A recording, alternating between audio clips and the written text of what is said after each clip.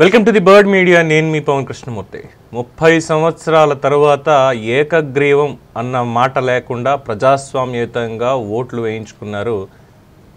వేసుకున్నారు ప్రజలు. ఇంకా మాట్లాడితే ఎందుకంటే ఎన్నికల సంబంధించి జెడ్పీటీసీ పులివెందుల అలాగే ఒంటిమిట్టకి సంబంధించి ప్రహసనం అంతా చూసాం. వాదోపవాదాలు, చర్చలు, దెబ్బలాట్లు ఇవన్నీ కూడా అయిపోయాయి.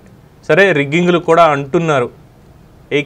నేనైతే ఏకీభవిస్తా. రిగ్గింగ్ అన్నటువంటి పాయింట్లో అటు టీడీపీ కానీ ఇటు వైసీపీ కానీ ఇద్దరూ రిగ్గింగ్కి పాల్పడ్డారు అన్నది ఖచ్చితంగా నేను ఏకీభవిస్తా. ఎందుకు ఈ మాట అన్నాను అనేదానికి మీరు గతంలో ఈవీఎంలకు సంబంధించి నేను చేసిన వ్యాఖ్యానం ఒకసారి చూస్తే మీకు అర్థమవుతుంది. ఇప్పుడు మళ్ళీ దాన్ని మాట్లాడుకోకర్లేదు అప్రస్తుతం. అయితే ఇక్కడ ప్రత్యేకంగా ఒక మనిషి గురించి చెప్పుకోవాలండి.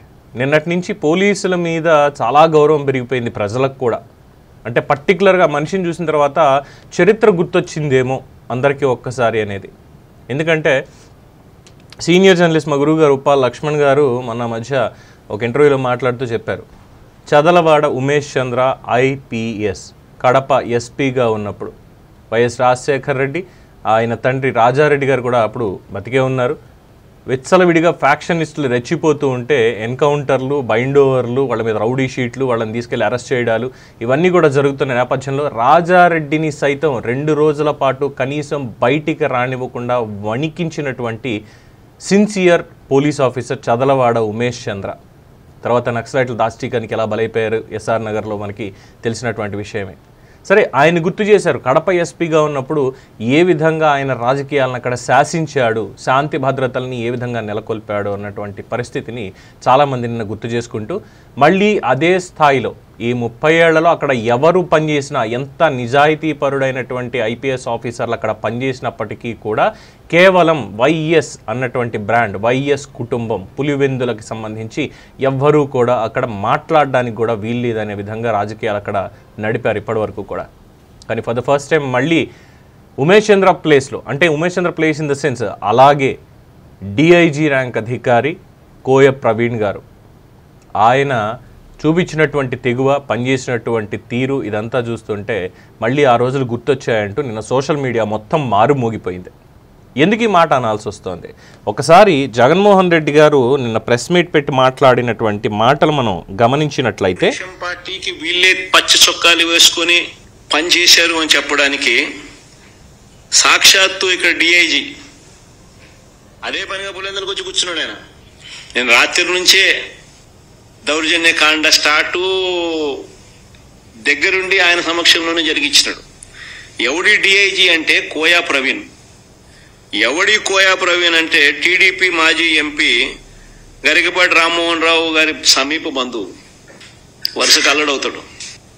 తెలుగుదేశం పార్టీకి సంబంధించిన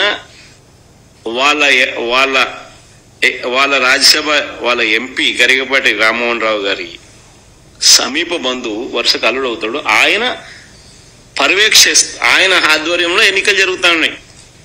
పచ్చ చొక్కా వేసుకున్న డిఐజీ ఆయనకు సంబంధించిన డిఎస్పీలు, ఆయనకు సంబంధించిన సిఐలు హ్యాండ్ పిక్డ్.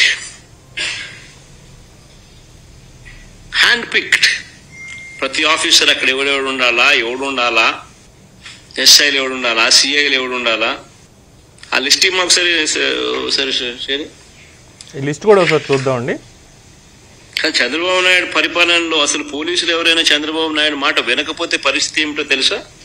డీజీ స్థాయిలో ఉన్న అధికారులు సైతం జైళ్ల పాలు.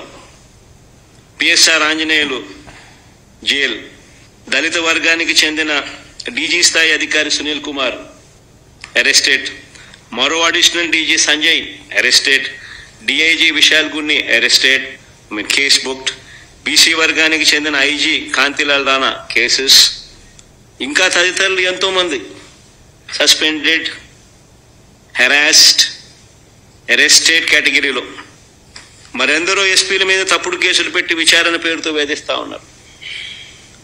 వీరు కాక 4 నాన్ క్యాడర్ ఎస్పీలు, ఒక కమాండెంట్ స్థాయి అధికారి, 22 మంది అడిషనల్ ఎస్పీలు, 55 మంది డిఎస్పీలకు పోస్టింగులు లేవు. మరో 6 డిఎస్పీలు, 3 అడిషనల్ కమాండెంట్లు, 2 అసిస్టెంట్ కమాండెంట్లు కూడా హెడ్ క్వార్టర్స్లో రిపోర్టింగ్ చేయిస్తున్నారు. 8 మంది డిఎస్పీలను సస్పెండ్ చేశారు.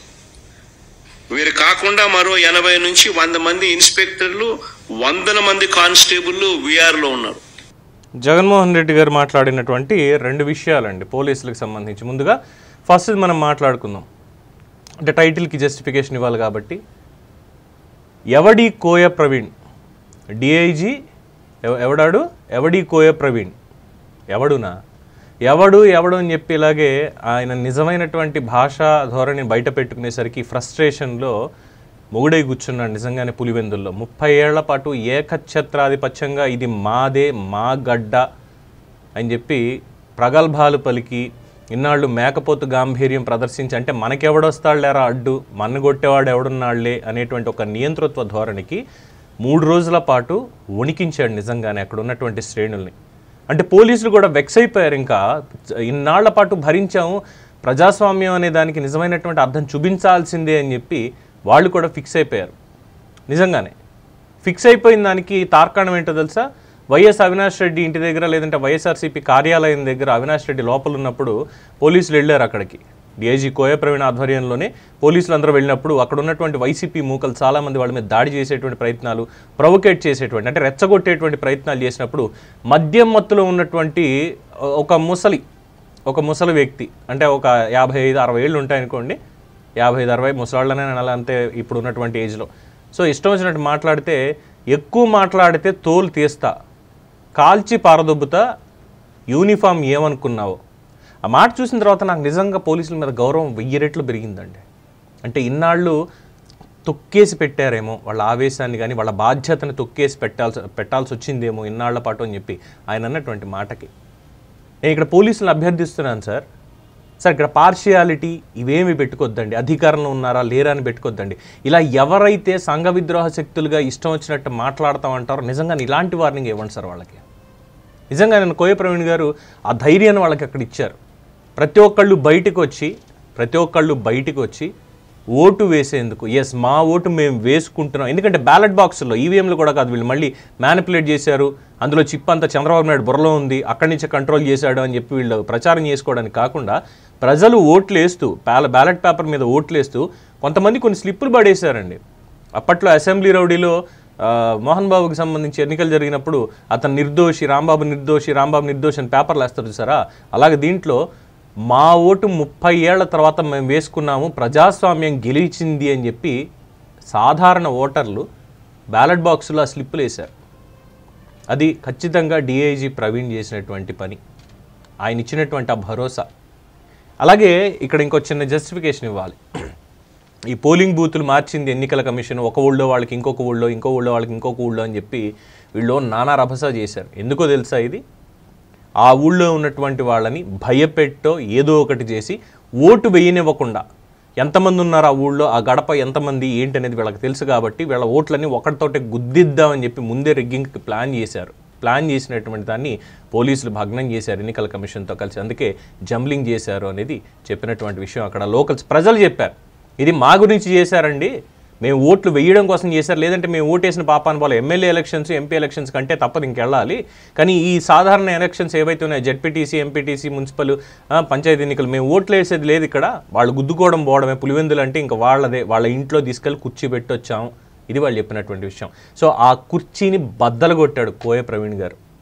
అందుకే వచ్చినటువంటి భాష చూశారుగా, ఎవడి కోయ ప్రవీణ్, ఎవడంటే ఎంపీ గరికపాటి రామ్మోహన్ రావు గారి, అక్కడ వచ్చింది మళ్ళీ గౌరవం. అంటే పోలీసుల మీద ఎంత చిన్న చూపు, ఎంత వ్యగ్రత ఉంది అనేది. అలాగే నేను చెప్పింది చెయ్యకపోతే అనేటువంటి వాళ్ళకేమో ఈ భాష, ఆయన చెప్పిందల్లా చేసి తప్పుడు పనులన్నీ చేసి ఐపీఎస్కే కళంకంగా మిగిలినటువంటి వాళ్ళ లిస్టు చదివాడు కదా ఆయన జగన్మోహన్ రెడ్డి గారు.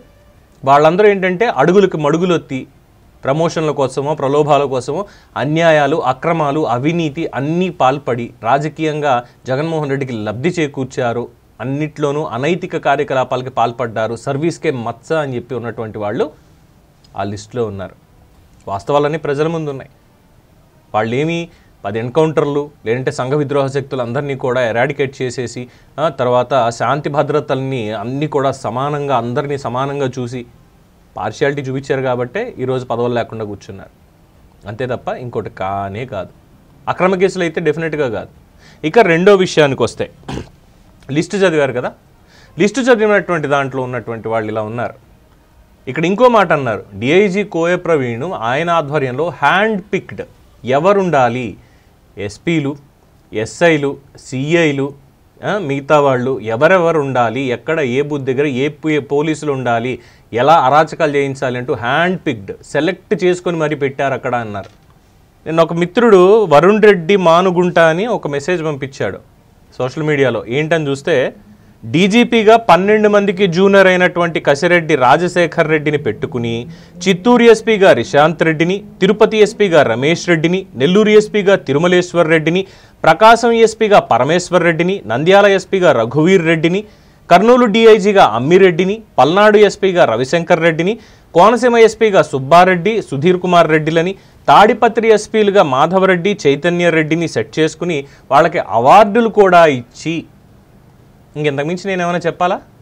ఎక్స్పెక్ట్ చేయకండి, నేను ఇంకేం చెప్పక్కర్లేదు. గత 5 ఏళ్లలో చూసిన దాన్ని మళ్ళీ ఇప్పుడు మనం ఏదో పునర్మూల్యాంకనం చేసుకున్నట్టు మార్కులు మళ్ళీ షీట్ తెరిచి ఇది కరెక్టా రాంగా రైట్ అని చెక్ చేసుకున్నట్టు అక్కర్లేదు కదా.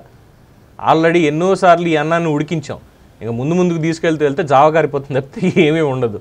సో ఇలాగా రాజకీయాల్లో ఏదైతే ఉండకూడదో, ఏదైతే చేయకూడదో అదే చేస్తూ జగన్మోహన్ రెడ్డి ఈరోజు ఎక్కడి దాకా తెచ్చుకున్నారంటే, అసెంబ్లీకి 11 సీట్లతోటి మిగిలిపోవడం మాత్రమే కాకుండా సొంత ఇంట్లో పులివెందులలో సొంత అడ్డాలో వాళ్ళ కంచు కోటని ఈరోజు ఆయన చేతులతో ఆయనే బద్దలు కొట్టుకున్నాడు. ఇదేమి తెలుగుదేశం పార్టీ, ఇందులో చంద్రబాబు నాయుడు ఈ ఎలక్షన్ జడ్పీటీసీకి సంబంధించి చంద్రబాబు నాయుడు కానీ, పవన్ కళ్యాణ్ది కానీ, లేదంటే బీజేపీ అధ్యక్షుడు మాధవ్ గారిది కానీ, వీళ్ళెవ్వరి హస్తం లేదు. Entirely Nara Lokesh, home minister Anitha గారు, అలాగే పులివెందులకు సంబంధించి బీటెక్ రవి గారు, ఆదినారాయణ రెడ్డి గారు, సవిత గారు, వీళ్ళందరూ కలిసి, అలాగే అనకాపల్లి ఎంపీగా ఉన్నటువంటి సీఎం రమేష్ గారు, ఆయన కూడా పులివెందులకు సంబంధించి ఇది ప్రతిష్టాత్మకంగా తీసుకున్నామని వీళ్ళుండి ప్రజల్ని మోటివేట్ చేశారు. పోలీసులకి ఫుల్ ఫోర్స్ ఇచ్చారు, వాళ్ళకి 100% పవర్ ఇచ్చారు, మీరు చేయాల్సింది చేయండి అని. ఇదైతే వాస్తవం. ఇక సోషల్ మీడియాలో కావచ్చు రాసుకునే వాళ్ళు రాసుకుంటారు, చెప్పేది చెప్తారు. క్రెడిబుల్ ఇన్ఫర్మేషన్ ఉంది కాబట్టి మాట్లాడుతున్నాను తప్ప ఇదేదో ఎవరినో పొగడాలనో ఎవరినో కించపరచాలని అయితే డెఫినెట్గా చేసేటువంటి ప్రయత్నం కాదు. సో మొత్తానికి డిఐజీగా ఉన్నటువంటి కోయ ప్రవీణ్ గారు మళ్ళీ ఒకసారి ఆనాటి చరిత్రని గుర్తు చేశారు. ఇది మళ్ళీ ఖచ్చితంగా గుర్తుండిపోతుంది, ఒక ఎగ్జాంపుల్లా మిగిలిపోతుంది. పోలీసింగ్, నిఖార్స్ అయినటువంటి పోలీసింగ్ అంటే ఏంటి అనేది ఇది మళ్ళీ ఒకసారి తెలియజేస్తుంది. దీని మీద మీ అభిప్రాయాన్ని కామెంట్స్ రూపంలో తెలియజేయండి. చూస్తూనే ఉండండి ది బర్డ్ మీడియా. ఈ వీడియో కనుక మీకు నచ్చినట్టయితే లైక్ చేయండి, షేర్ చేయండి, సబ్స్క్రైబ్ చేయండి, అలాగే పక్కనే ఉన్న బెల్ ఐకాన్ని క్లిక్ చేయండి.